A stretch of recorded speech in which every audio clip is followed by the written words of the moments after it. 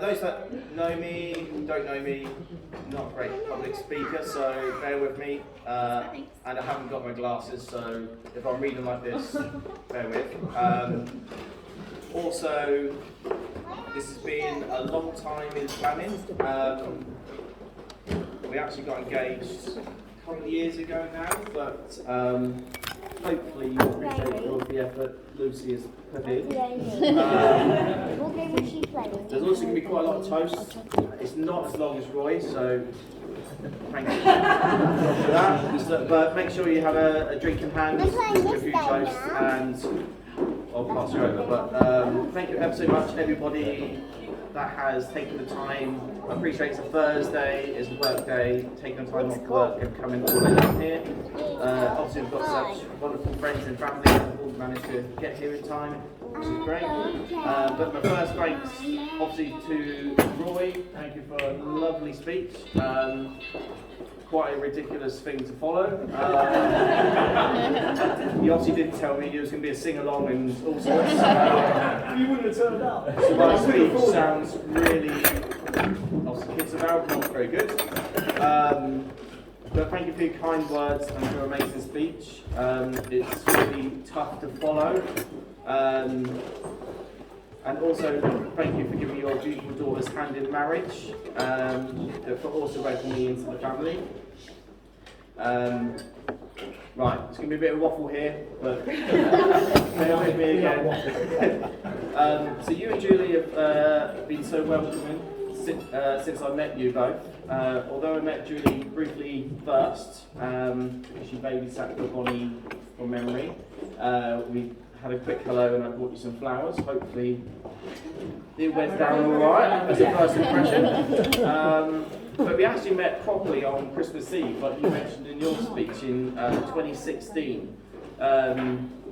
This ended up being a proper brand party. And anybody in the room that doesn't know what a brand party is, which is essentially just my side of the family, involves lots of drink, lots of dancing and lots of singing all evening and possibly into the morning as well. But I do remember this night, it was a hell of a night. Roy was on the music, Jack was sat next to the bar handing out his mum and dad's spirit collection as shots. So whatever spirit was in that cupboard, we all had it as a shot. Some stuff I feel like I'm quite cultured, but he brought some shots out that I thought wasn't even possible to drink as a shot. And this was only going to end up in one direction. But anyway, Roy suggested, as it was Christmas, we'll all go sit in his back room where he's got a lovely big screen and let's go watch a Christmas movie together. But Jack's persistence on these shots had definitely taken a toll. And when I first met Lucy, I was probably, I don't know, I hate to think how much lighter I was, and I loved wearing my favourite clothing was like skinny jeans, and a mixture of the skinny jeans and the Jack brand's shots going in, I just couldn't get them off.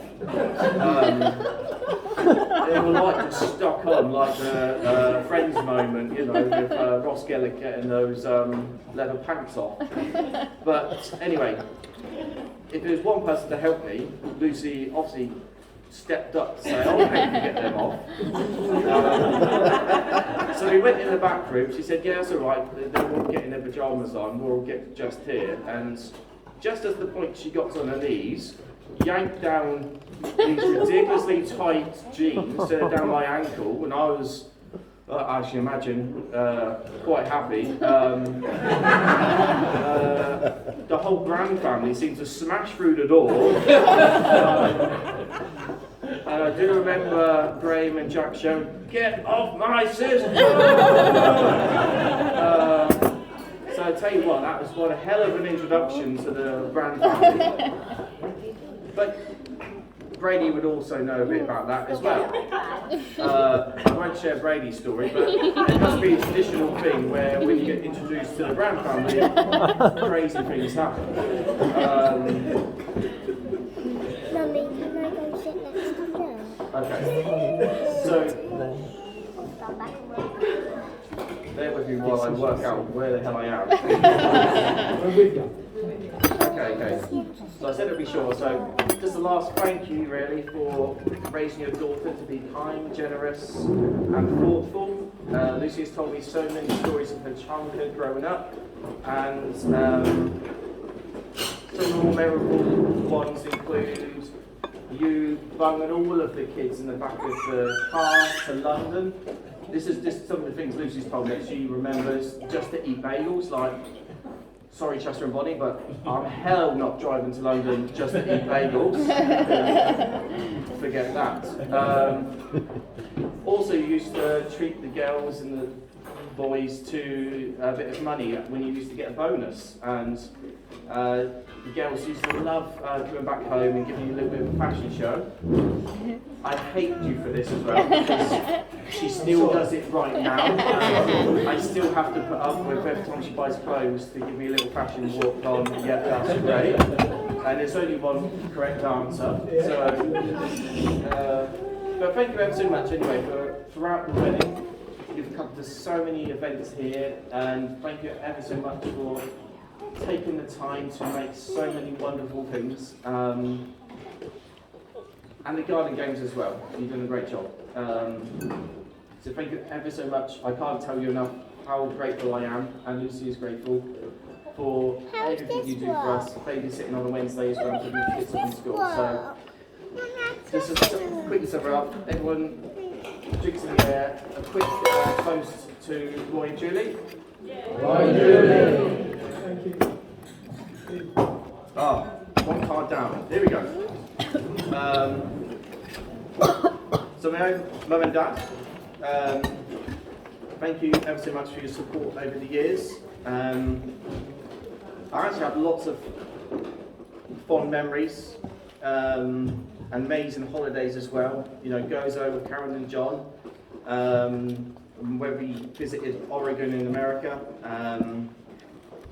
I still find it really funny now that Neil's sister and her husband organised for us to see John Wayne's stunt double.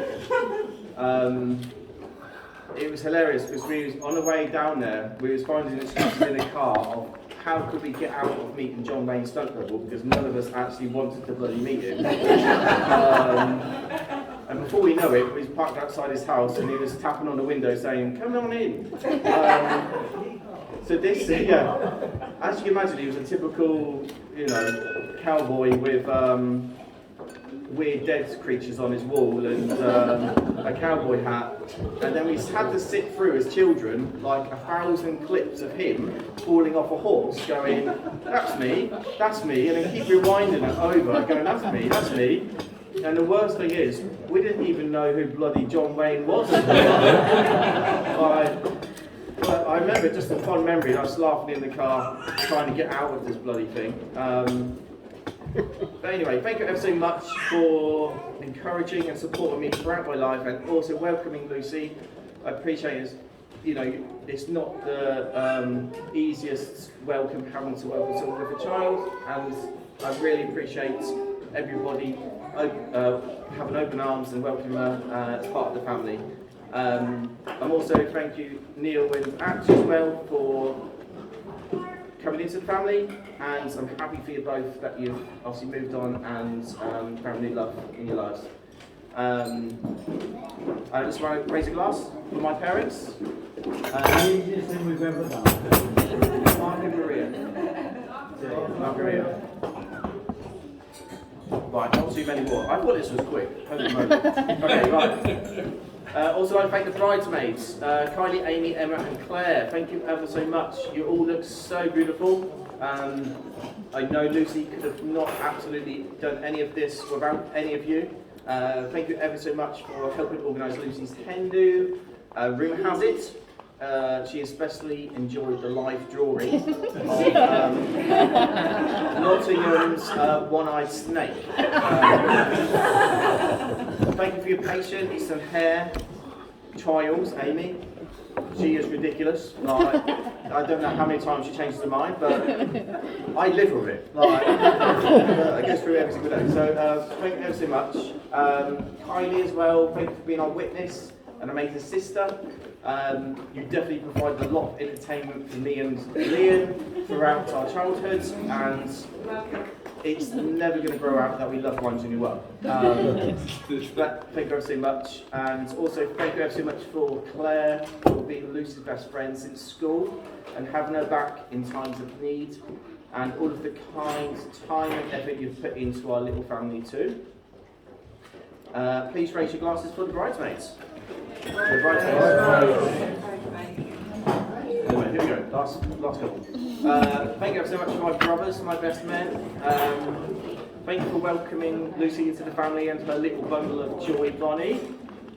You did a great job planning my stag do, and I never forgive you though for sticking me in a room with Dad, who is the most ridiculous snorer I have ever heard. Lucy tells me I snore. You are something different.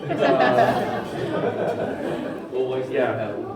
God forbid whoever has to share a bed with you, Ash. So, Ash is asleep. Jack and Graham as well. I knew how early on how important you are to Lucy, and we've had some really wild nights out and had some really wild nights in. And we also kept each other sane as well during lockdown with drive-by beers. So I appreciate you organising all of that. But also I'd like to thank my best mate and gym partner Lewis. I think we have quite similar personalities, and I'm also delighted you've scrapped supporting Spurs and you've now joined Carrot Cruncher FC. Cheers to you. So please raise your glasses for the best men. Cheers. Okay.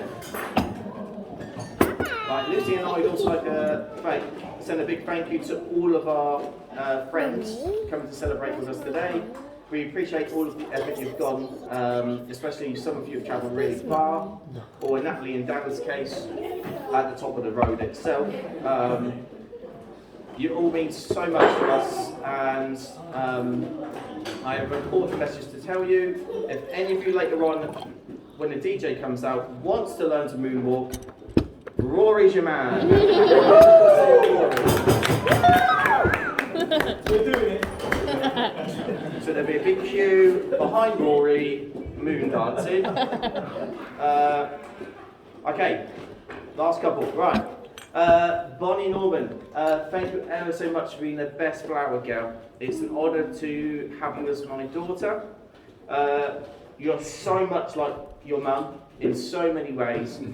Beautiful, kind, with a little bit of spice. We both love you so much, and we love watching you grow up and smashing every new challenge you face. You're definitely going to be one hell of a gymnast when you get older.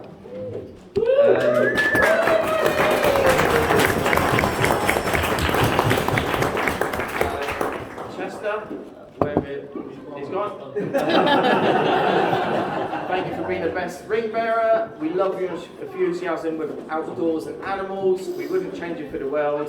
And I can't wait to take you to your first Norwich game, so you've got a lifetime of misery. So quick last to Bonnie and Chester. Right, you'll be happy to know the last one is my beautiful bride.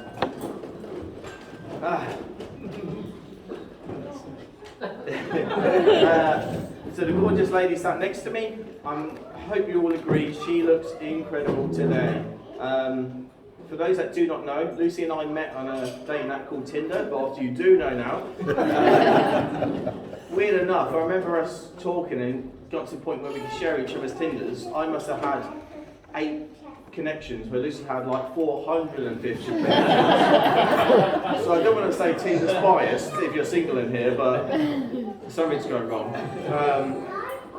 Anyway, when we met, we actually spoke for weeks and weeks and weeks through text and even weirdly over the phone, and I hate talking over the phone. So there's clearly something there where we would talk for hours on the phone just about random crap. And I kept asking her at the time, where do you live? Where do you live? And she was being so secretive, it was making me even more intrigued. Like, where do you live? Where do you live?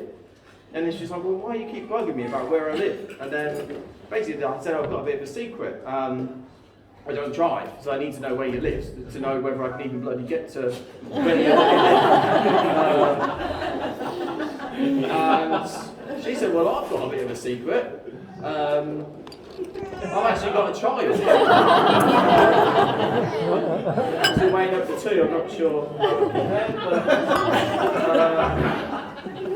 Anyway, I remember her telling me, because at the time I was a single lad at my mate's house drinking Jack Daniels, playing Mario Kart on Nintendo Switch.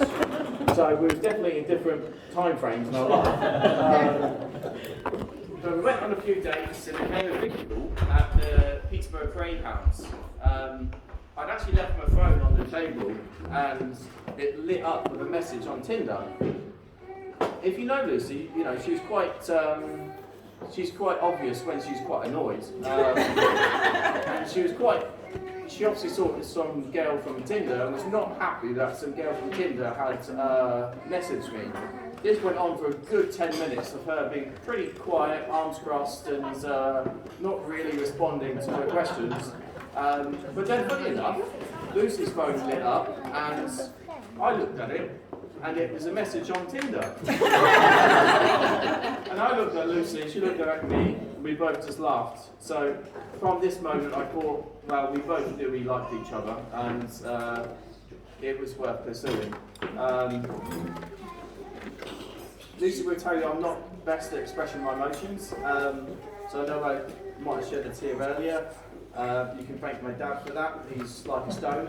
But there's no better opportunity to tell you how grateful I am for everything you do for me, and it's ridiculous, like, I'm not good with words, but you've done literally everything for us, everything in here today you've literally done, and stuff like important dates and stuff for the kids, I haven't got to worry about because you've always got it on hand. You're always on top of everything, and you have the kindest heart, and I couldn't imagine standing here with anyone else. And I'm really looking forward to growing old with you, with the kids by our side. So I'd like to raise a glass for the new Mrs. Norman. Mrs. Norman. Mrs. Norman. And I'd like to now pass you on, as you probably appreciate, to one of my best men, Liam. Woo!